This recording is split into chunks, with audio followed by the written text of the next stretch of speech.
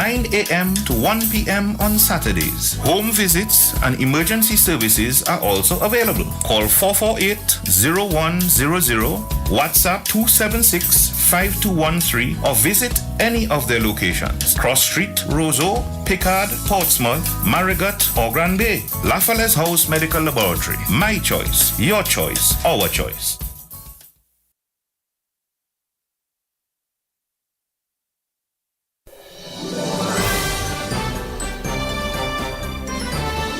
Fair and balanced, unbiased and clear, concise and accurate. This is the DBS Evening News. Here now is your presenter with the headlines. In the headlines, an approximately $500,000 irrigation system to be commissioned in Grand Savan, Salisbury. In the news from the region, Liat clarifies ownership structure and denies a link to Air Peace Nigeria. And internationally, U.S. gives Israel 30 days to boost Gaza aid or risk cut to military support. The details of these stories and more coming up next. More money with NBT, it's more money. One easy loan. More money with NBT, it's more money. To upgrade my phone and even my home with one simple loan. More money. To have your wedding, to go traveling, to do anything. More money. No security. Speed delivery, just check NBT. Apply anytime. In branch online, it's more money time. More money with NBT, it's more money. No collateral. More money with NBT, it's more money. Speedy delivery. More money with NBT, it's more money. Just check NBT. More money with NBT, it's more money. DBS News. And welcome back. An irrigation system valued at approximately $500,000 will be commissioned in Grand Savan, Salisbury tomorrow. Permanent Secretary in the Ministry of Agriculture, Ryan Anselm, says over 60 farmers will directly benefit from the project and over 100 farmers will benefit indirectly. The Salisbury irrigation system was rehabilitated under the Emergency Agricultural Livelihoods and Climate Resilience Project funded by the World Bank. We anticipate that 62 farmers will benefit from this project in the Grand Savan area where the rock vegetable farmers will benefit. And this investment cost approximately $500,000. This is part of the ministry investment program to develop agriculture. And what that will do is to increase the yields of the farmers. As we know, climate change is affecting agriculture production, and having irrigation and all the investment that we speak about will mitigate against drought, pests and diseases. And so we are very happy that that level of investment can be made, and it will boost the production of the Salisbury farmers. It is well known that the Salisbury farmers produce a lot of vegetables and melon and fruits, and so we're very happy that we could do that level of investment in the Salisbury area. And that is the overall objective of the ministry, is to provide the necessary investment that our farmers can thrive, make money, and part of the whole strategy to increase our contribution to the gross domestic product by 2030 by 700. So we are very happy that this is happening. This will take place at 4 p.m. at the Grand Savan area, and we are inviting the beneficiaries. Remarks will come from the Minister of Agriculture, Roland Roye, and also future address from the Prime Minister. And so we are very happy that we could do this to boost our agriculture. And that was the Permanent Secretary in the Ministry of Agriculture, Ryan Anselm. DBS Radio will bring live coverage of the event from 4 o'clock tomorrow afternoon. And the company which is behind the development of the cable car project in the Roseau Valley is disputing what it says is recent rumors regarding the government of Dominica's involvement in the project. In a statement, the company Outdoor Engineers, based out of Switzerland, says it has been made aware of a false and misleading statement claiming that the Prime Minister Roosevelt Skerrit of Dominica instructed the contractors to reduce the wage structure for workers on the cable car project. The statement added that the company wishes to categorically deny this allegation and that a decision to adjust the wage structure was made solely by the contracting company. The statement adds that one key reason is the imparity to other developers' wage scales, where the wage rates were higher than theirs, which could lead to dissatisfaction amongst their workers. It continues to say that to maintain industry harmony and fairness, the company opted to adjust wages for all new hires in response to these potential concerns. The statement from the company adds that individuals are employed based on their work ethic, experience, and qualifications, and not on their political beliefs or affiliations. It says the hiring process is transparent and centered on the skills and contributions each person can bring to the project. The company continues to say that since making this decision, it has hired more new workers at the new wage rates and continue to employ all who have been working previously at the original wage rates. It further states that transportation to and from the project sites is provided by Cable Car Dominica at no charge to the employees, and that at no point did the Prime Minister of Dominica, Roosevelt Skerrit, or any representative of the Dominican government intervene or provide instructions regarding the wages of workers on this project. The statement says the company is urging the public to disregard the false information being spread and to trust in the viability of the project. Still in the national focus, Wesley High School observed Founders Day on Wednesday. The theme of the 90th anniversary of Wesley High School is 98 years, inspiring minds, shaping futures. The school opened its doors in October 16, 1926. And it was primarily set up to cater to Protestant young women from low-income families. Currently, the school has two campuses, one located on Cross Street, Roseau, and the second one on Hillsborough Street in Roseau. Over the 98 years, Wesley High School has had a positive impact on the lives of young women. In fact, we have created engineers, lawyers, doctors, teachers, and so many professionals have walked through the doors of the Wesley High School.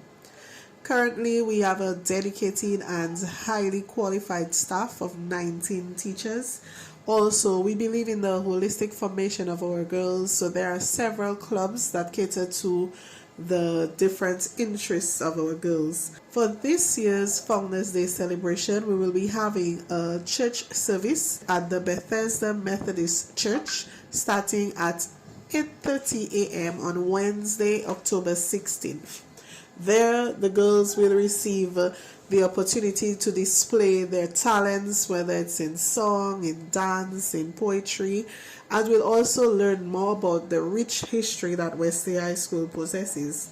At that service, it is expected that we'll have the presence of ministry officials, the superintendent minister of Methodist Church, who is also the chairman of the Wesley High School Board of Management, and the chaplain of the school.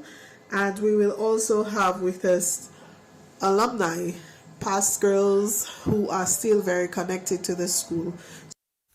And that was the principal of Wesley High School, Kushner Telemak Rabes. And the Independent Regulatory Commission, IRC, is reporting progress in the electricity rate review for Domlec.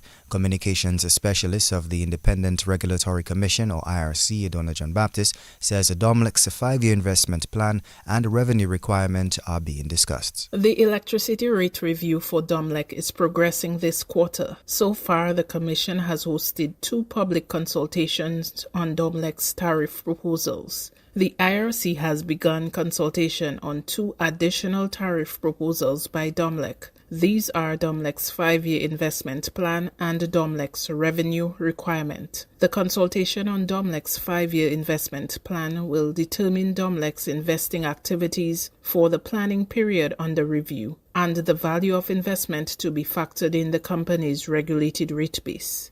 The consultation on the revenue requirement will discuss the total amount of money the company must collect from customers to pay all its costs, including its return on investment. Meantime, John Baptist says a public consultation will take place tomorrow on these 2 additional tariff proposals by Domlec. The consultation documents on both matters have been distributed to stakeholders and published on IRC's website, www.ircdominica.org. The consultation period began on October 8th and will continue until November 26, 2024, after which a final decision on the company's investment plan and revenue requirement will be issued in December. A face-to-face consultation will take place on Wednesday, October 16 at the Prevost Cinemal, where Domlec and IRC will present its proposals. The Commission has decided to merge discussion on these two matters to advance the targeted completion date of this rate review. Future consultations will take place on DOMLEC's cost of service study and load research and ultimately DOMLEC's rate proposal. And that was Communications Specialist of the Independent Regulatory Commission, IRC, Idona John Baptist. And on the feature segment of the news, we remember the late Tina Gussie of Dubla, who passed on Sunday at the age of 99. Her sister, Amionette Banis, who was a centenarian, died in Paybush in March of this year. DBS News editor Curtis Matthew interviewed the late Tina Gussie at Dubla earlier this year. I born 1924, 7 November 1924. That's my age. The only time I was out from Dubla, I was still going to school. So I go to some school in St. Joseph. Scully Lestrade was my teacher, and Norma Lestrade, Norma Charles, female teacher. What kind of life you had growing up in Dubla? Well, my life was from the time I leave my father's place, my parents. I start working hard, work in the valley here, had my children working on La Roque Estate. I work with 6 children. I was by myself with my children, going up and down and work for them. They send them to school. I raised 6 of them, sending them school. They go school for 15 years. After I raised 2 grandchildren, a boy and a girl, they go 16 years school because the teacher told me they were behaving good. But they did not come out with nothing like nowadays. What school is, it was not like that. What about the foods that you were eating growing up in Dubla? Don't talk about fruits. Soursop, guava, tamarind. It had something they were calling fat poop, zikak. Fish, don't talk about fish. Don't talk about fish. Fish is all the time, but it didn't have much frying. It's roasting or fresh. Just come out from the sea and eat it. Okay, now what message do you have for the young people of Dominica? What do you say to these young people right now?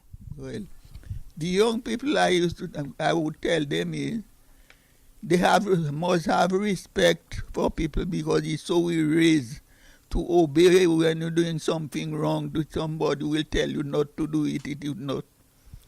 And don't forget, first of all, from time they born, their parents, for myself, from the time I born from my parents, is church. We don't abandon church. Because I have 2 of them here. They're not going to church. They pass in the church and go, and I didn't raise them so.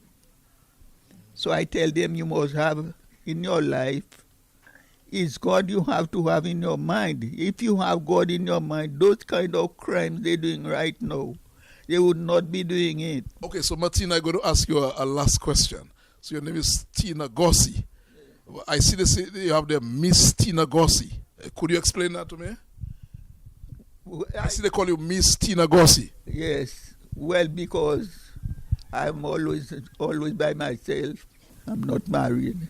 You didn't see anybody in Dubla you wanted to marry growing up? Well, no, because I was serious and they were not serious, so I just forgot about that. How would you like people to remember you? I cannot say. You don't have people's mind. Everybody have their mind. You don't know what that is in their mind. So who love you, who don't love you, you will not know. But I only know God loves me and I am living in God's, Jesus Christ's name. And that was the voice of the late Tina Gussie of Dubla, who died at the age of 99, taking us to the end of this evening's National Focus. Up next is news from the region and international. More money with NBT, it's more money. One easy loan. More money with NBT, it's more money. To upgrade my phone and even my home with one simple loan. More money. To have your wedding, to go traveling, to do anything. More money. No security.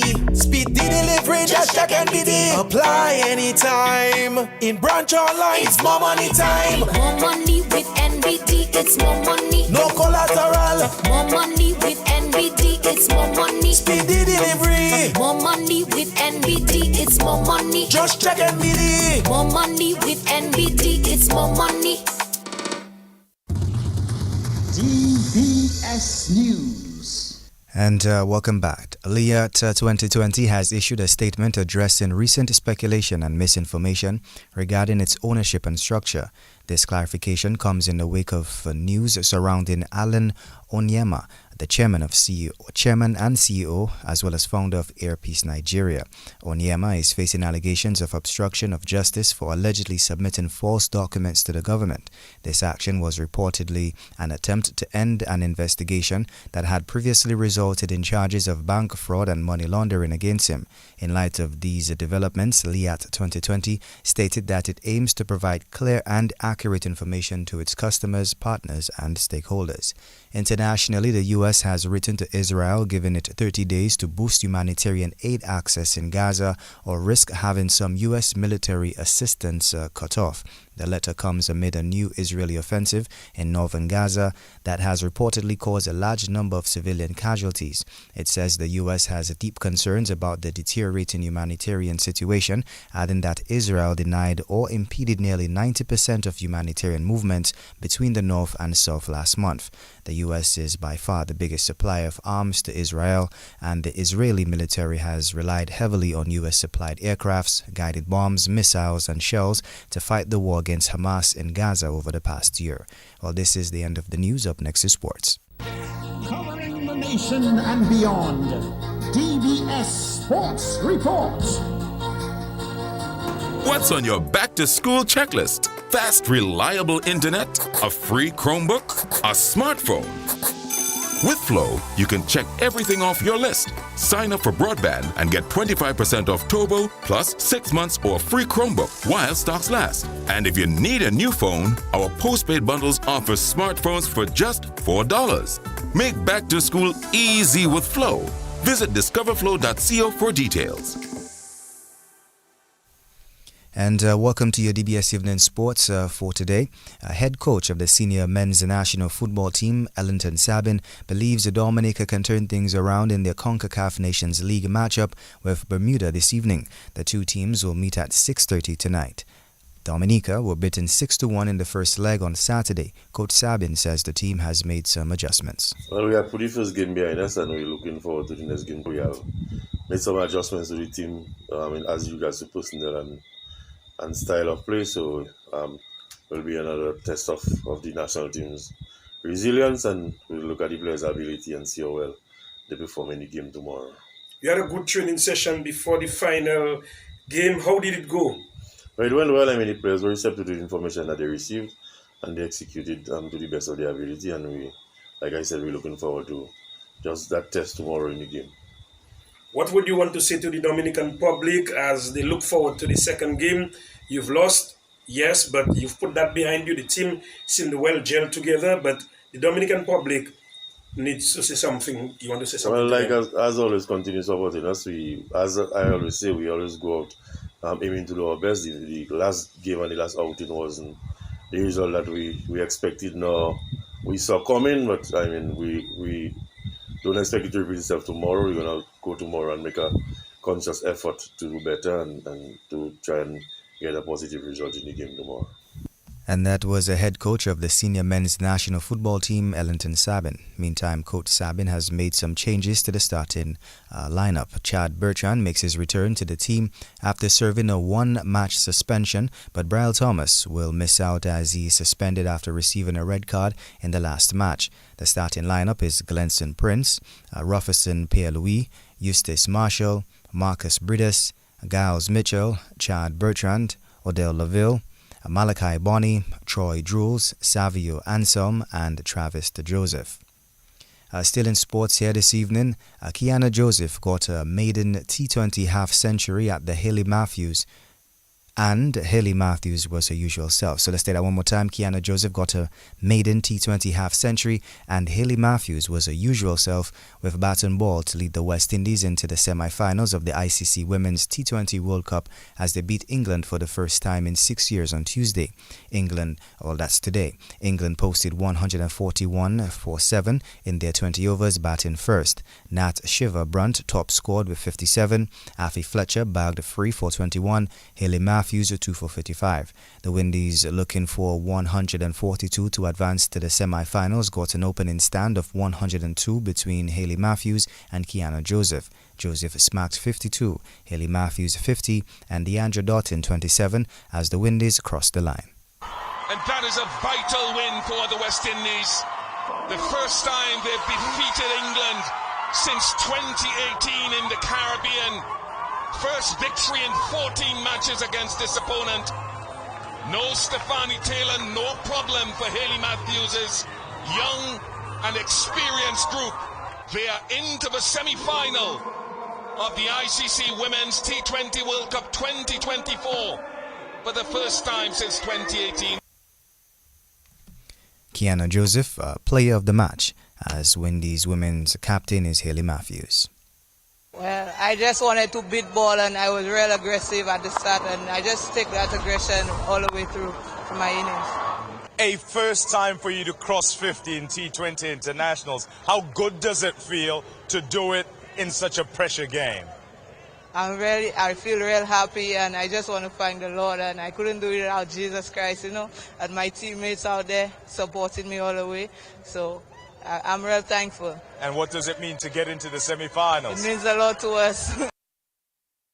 And that was the voice of the player of the match, Kiana Joseph. Now Windies captain, Haley Matthews.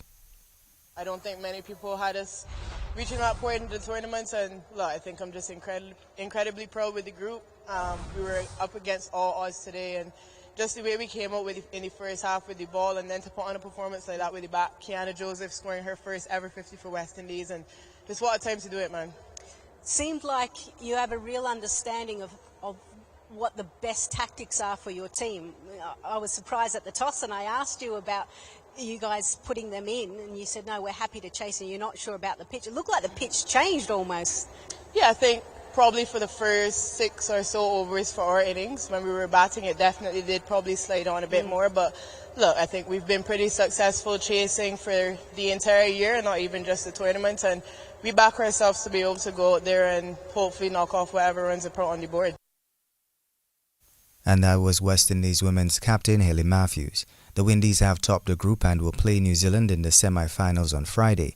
Australia will play South Africa in the other semi-finals on Thursday. Still in some sports news this evening, Sri Lanka's spinners spun a web around the West Indies as they picked up a win in the second T20s to level the 3-match series at a game apiece on Tuesday today. Sri Lanka batted first and got to 162 for 5 in their 20 overs. Nasanka top scored with 54, Casal Mendes got 26. Romario Shepherd led the bowling, taking 2 for 23, and Shamar Springer 1 for 24. The Windies are chasing 163 to win the match, and the series were bowled out for 89 in their being the fourth lowest total in T20 cricket. Rovman Powell got 20, Alzari Joseph got 16. Dunif Welaj picked up 3 for 9, and Salanka got 2 for 6, and Thix Shana got 2 for 7. Sri Lanka won by 73 runs. The 3-match series is leveled at 1 game apiece. The Windies captain Rovman Powell says the team has to do better against the spin. To be honest, at the halfway stage, we believe that we could have gotten 160, but having said that, the wicket wasn't really a cricket wicket, wasn't really a T20 wicket, when batters looking to try to score, it was obviously difficult for us, but that is where you use conditions, and I think they used their conditions brilliant tonight.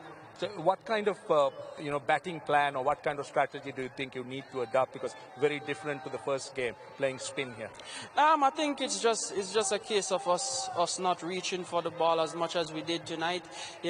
we have an opportunity in 24 hours to come again, and having said that, we get back to our dressing room, look at our dismissals, and see how best we can put it together for the final one. Yeah, you opted to bowl Monty 4 right throughout. Do you think holding him back a little while, maybe bowling 2 overs later, would have changed things? No, I think it wouldn't change things. It's always match-up. T20 cricket is about match-up now, and they have 2 right-handers at the crease, with 3 left-handers to come. So, I try to get my left-arm spinners to the right-handed batter, just as how their captain bowled their left-arm spinners to our right-handers. So it's all set up quite nicely for the last game. Yeah, definitely. And if we should think of finals, we would always bring ourselves West Indies to win a final, So it should be very good. And that was West Indies captain Rovman Powell. The third and final T20 is carried for Thursday morning. Still in some sports this evening, the Dominica Grammar School will be looking to retain their secondary schools Independence Athletics Championships as that competition gets underway at the Benjamin Park on Wednesday. The DGS has dominated the event for the past few years. DGS coach is Joel Hamilton. So far, we have been preparing good. The team has been working in terms of preparing the athletes. It's a pretty young team. This year, I must say, it is the youngest team we have had in quite a while. Because last year, as I told you last year, we lost some 26 of our athletes because right now the students are leaving school much younger. Besides that, the younger ones, they are putting in the work.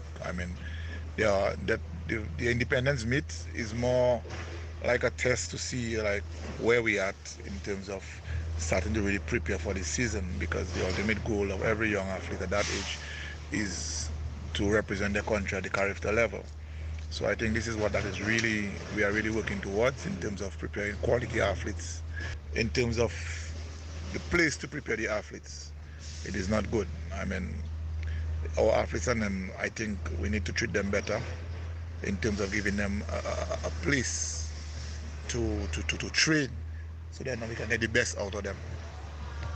For now, I'm telling you, that's what. But with what we have, we actually working in what we have. Whenever we go there to compete, we go there to do our best. And that was a Dominica Grammar School coach, Joel Hamilton. The Independence Athletics Championship is held annually as part of Dominica's independence celebrations. The event will be held over a 2-day period. The opening day on Wednesday will feature the opening ceremony, which is expected to have addresses from the sports coordinator, Mr. Edmund Audin, Her Worship, the Mayor of Portsmouth, Kerry Breedy Prince, the Member of Parliament for Portsmouth, Fenella Wenham Shepherd, and Oscar George, the Minister of State with responsibility for youth and sports. The activities begin at 9:30 a.m. on both days. And Kamran Ghulam got a century on debut to give Pakistan a fighting chance on the opening day of the second test with England. Pakistan won the toss and opted to bat first and lost 2 quick wickets before they managed to pull things together. Ghulam hit 118 and Saeem Ayub got 77 as Pakistan posted 259 for 5 at stumps on day 1. Jack Leach picked up 2 for 92 for England. Play will resume at 1 a.m. Caribbean time. England leads the series 1-0.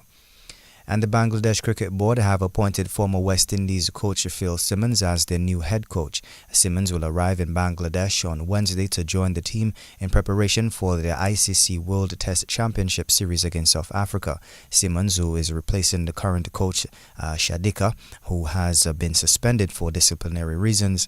The statement from Bangladesh Board said that the coach Shandika was suspended on 2 counts of misconduct. The first incident is about an assault on a player. The second is for taking more leave than was allowed in his contract. Coach Shandika is expected to have his contract terminated at the end of his 48-hour suspension.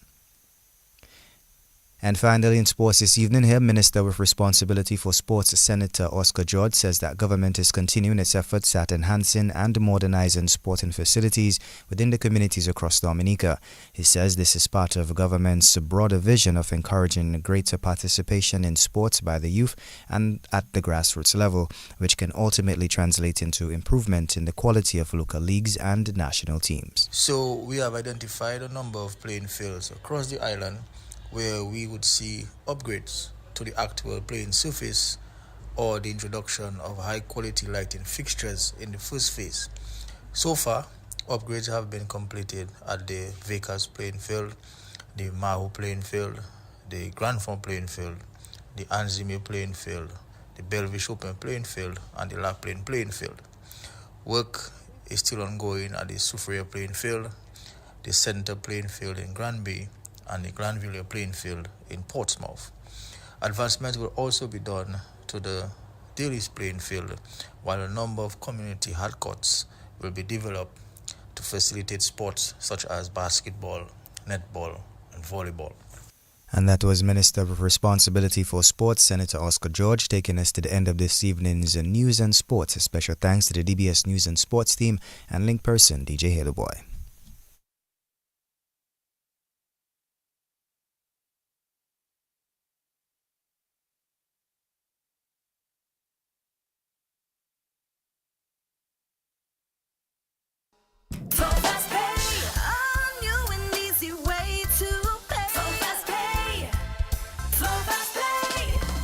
You asked for it and you got it. A quicker way to pay your bills online. It's fast, secure, and easy to use. No registration, no additional fees. Flow is now offering FastPay, an online service that allows you to settle your bills in less than 2 minutes. Need a receipt? FastPay will send it to your email immediately. Use FastPay now for convenience, safety, and efficiency at discoverflow.co/fastpay.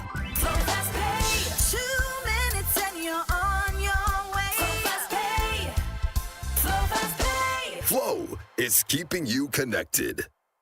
DBS Radio gives you top quality service over any other for live streaming of funerals. Call us today at 448-3282.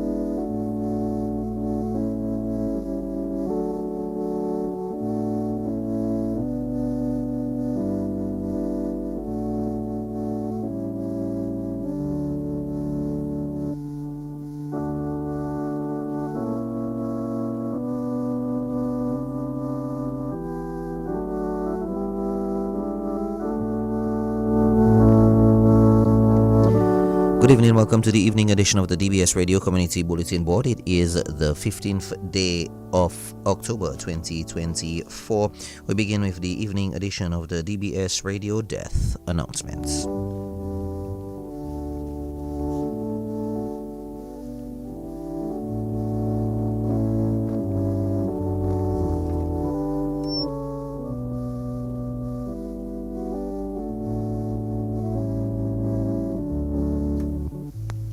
We announce the death of Merle Alexandrina Roberts, age 96, of 21 Federation Drive. She died on Monday, the 7th of October. She was the mother of Alexandra, Laura, Rowena, Alistair, Joy, Edmund, and Carlene. She will also be remembered by her 14 grandchildren: Bianca Roberts, Rashan Brown, Theodore Brown, Tawana Caesar, Melanie Simpson, Valina Henry, Garth Roberts, Luke Brown, Tamira Brown, Tariq, Alex Marie, and Alicia Roberts, and Kermar Stevenson. 17 great-grandchildren, nieces and nephews and their families, including Heather Osborne Wood and Robin Osborne, Lenore St. Croix, Judy St. Hill, and Leslie Mitchell, and the children and grandchildren of the late Bentley Roberts. Brother-in-law Reverend Franklin Roberts, daughter-in-law Veronica Roberts, son-in-law Theodore Brown, godchildren Oriel Roberts and Dean Southwell. Other close relatives and special friends, including the Roberts family of 12th Street, Kinfield, and the Gomes and Roberts families of Anguilla, members of the Dominica Methodist Church family, especially the Bethesda congregation, Louisa Frampton, the Richards, Derrick, Southwell, Piper, McIntyre, Watty, Fidel, Robinson, Charles, Leslie, Coker, Bascom, Hyson, Doctrove, Buffon and Harv families, Simon Leogal, Jeanette McDowell, Sandra Bob, Christopher Dangleben, Andrina Remy, Claudia Carbon, Avril Joseph, and Valina Fontaine, surviving members of the Golden Memories Club, the Goodwill Community, and many other friends. She was predeceased in death by her husband Leopold Roberts and her daughter Roland Barrow. The funeral service for the late Merle Alexandrina Roberts of 21 Federation Drive will take place at 9:30 a.m. on Saturday the 19th of October at the Roseau Bethesda Methodist Church and will be followed by a private burial at Watton Waven.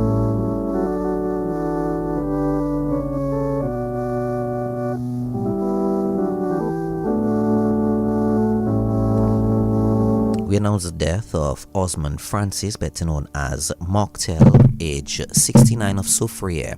He died on Monday, the 19th of August. He was the partner of Octavia Bertrand.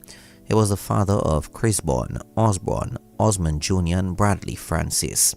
He will also be remembered by his grandchildren, Emily, Tasia, Kaylin, Linnea, Lee, and Zariah Francis and Garrison May, brothers Stanislas Francis and Simon Etienne, sisters Paulina Thomas and Beatrice Antoine, niece Diane John Marie, Lucia Laura and Leslie Francis, nephews Elton Etienne, Steve Francis and Elvis John Marie, Earl and Jason Thomas and Royston Andrew, grandnieces Philomena John Marie, Nelissa Thomas and Elise Thomas, grandnephews Nikki and Jamal Gervier, Devon Richards and Brandon John Marie, Sean Raymond, Jason Thomas, Simeon Andrew, E.J. and Ellie Thomas.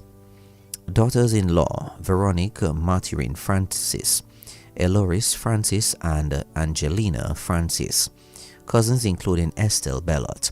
Brother-in-law Guy Thomas, aunt-in-law Flora Popon, special friend Theodore John Lewis, close friends Matthew Caesar, Simonette John Lewis, Marcel Regis, Fontica Ferrol, Steve Morris and Jovice Morris. The Xavier, Etienne, Bellot and Francis families, the fishermen on the Soufriere Bayside, and many other relatives and friends, names too numerous to mention. The body of the late Osmond Francis, better known as Mocktail of Soufriere, will be transported from Lyndhurst Funeral Home for viewing from 2:30 p.m. on Friday, the 18th of October at the Soufriere Catholic Church. The funeral mass will take place at 3 p.m. and will be followed by interment at the Soufriere Catholic Cemetery.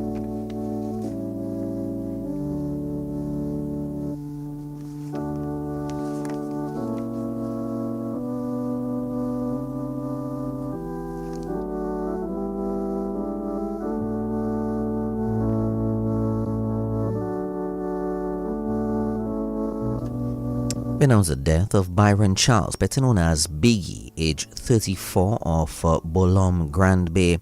He died on Friday, the 20th of September at the Dominica China Friendship Hospital. He was the son of Cecilia Felix, better known as Noreen, and Francis Charles, better known as Blackman. He was the father of Nyla and Kieran Charles. He will also be remembered by his brother, Clevebert Charles, his sisters, Acacia in Canada and Tatiana in St. Thomas, grandmothers Flossie Charles and Mary Henry, grandfather Matthew Felix, uncles Peter, Johnny, Alan, Carlton, Ernest, JC, Sylvester, Philip, Sherman and Stockley in the United States of America. Aunts Tarmy, Julie, Mary, Sharon, Tessa, Clarissa, Marelva and Janice in St. Martin. Also Trisha in the United States of America and Cherlin in Guadeloupe. His godmother Kathy Henry. His nephew Jameer Baron. His niece Jimmy Baron and Daisy Charles. Sister-in-law Keisha Charles. Granduncles Raul Felix in the United States of America and Francis Martin in Guadeloupe. Grandaunts Athie in Guadeloupe, Angie in Anguilla, Deltina and Melda in Dominica, and Priscilla in St. Martin. Cousins Kent, Judy, Jason, McCain, Lendy, Marlisha, Shaika, Linton, Nick, Akil, Samantha, Erlene, Kyle, Heidi, Anaya, Talithia, Starja, Pato, Darrell, Elena, Malik, Brihiana, Gemma, and Carlina. Close friends Brent, Brother, Alvin, Smalley, Cornel, Papar,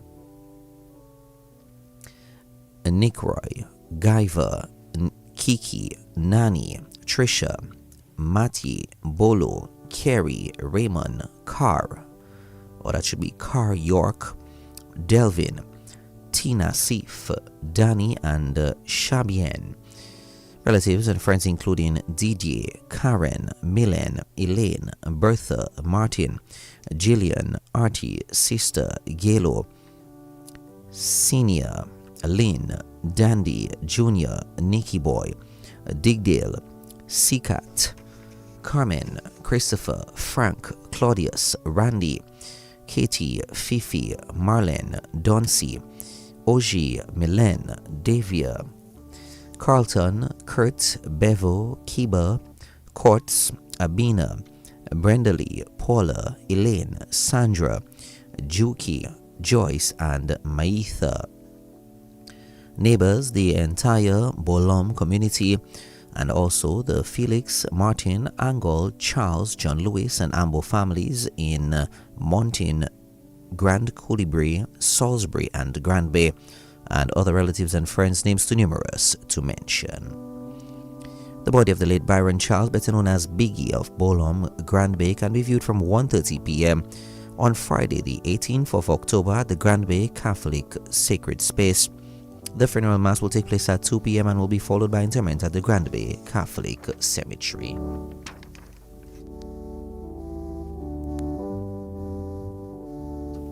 The management and staff of DBS Radio, the nation station, extends deepest condolences to the families of the late Byron Charles, Merle Alexandrina Roberts, and Osman Francis.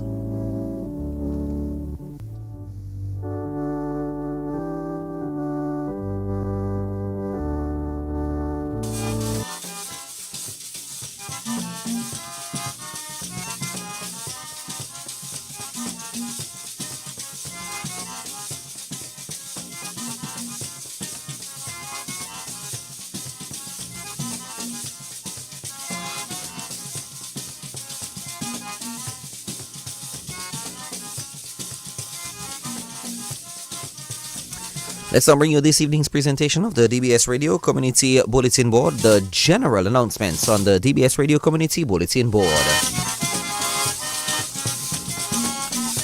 Members of the Marigot Cooperative Credit Union and the general public are informed that all offices of the Marigot Cooperative Credit Union Limited will be closed on Thursday, the 17th of October 2024, in observance of International Credit Union Day.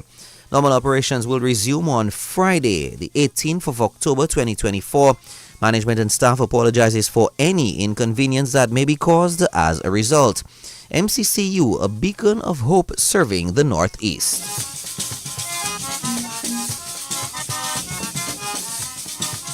The public is advised that the St. Paul's branch of the National Cooperative Credit Union will close at 2 p.m. on Wednesday, the 16th of October, to facilitate a staff training. Please be guided accordingly.